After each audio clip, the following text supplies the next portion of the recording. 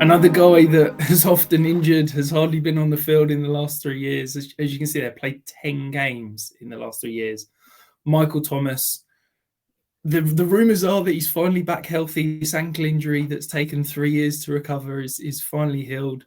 Do you believe that, can't guard Mike is back, or are you just not going to touch him? No, I struggle with this one again because he's going in a similar area of the draft, wide receiver 49 to Kadarius Toney, who we talked about before. So it's kind of like right before that drop off where you're looking at Juju Smith-Schuster, Allen Lazard, and these kind of players where there's a lot of projection with them. And Michael Thomas, like you mentioned, he's played 10 games in 3 years. He's only played 3 games in the last 2 years. Last year, when he did play, he did look okay. But it's worth pointing out that in Chris Olave, it might be the best competition that Michael Thomas has ever faced for targets. You look at what else the Saints have got. Their running back room is just a slew of different names who they clearly want to run the ball. It seems like they've treated that position with a priority this offseason, making sure that be solid. And then Juwan Johnson at tight end is a player who would just score 7 touchdowns and really exceed expectations. Taysom Hill is always going to be a question mark. And in the quarterback, Derek Carr, we know Derek Carr likes to force the ball downfield. He likes to drive it downfield. Well, Michael Thomas has made hay off the slant routes, hasn't he? So, is this going to be an offense that doesn't really feature him? Rashid Shaheed's been flashing in training camp.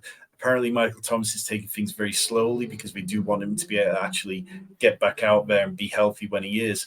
But at a certain point, if you're not getting involved in the game plans in training camp, are you going to be able to hit the ground running when the season starts? I just think, as sad as it is, the best days of Michael Thomas are long behind him. Yeah, I think you can basically copy and paste everything I've just said about Kadarius Toney and put it in here with Michael Thomas. I just can't get on board with a guy that has basically not been on the field for the last 3 years, and I'm having to draft him at a position in the draft where I'm relying on him. He's probably going to be your wide receiver 4, wide receiver 5. You need to be able to plug him in weeks, to cover bye weeks, to cover injuries, and I just don't think you can do that. Yes, there is absolutely a world where Michael Thomas is the Michael Thomas of old. He commands 150 targets. He finished the season as a back-end wide receiver 1. Like, that is within his range of outcomes. But I think that's such a small chance that I just can't take the risk, because the realistic outcome is that he probably plays 4 or 5 games. He has a mediocre year and he just rides off onto the sunset because the Saints can finally get out from the contract after this year.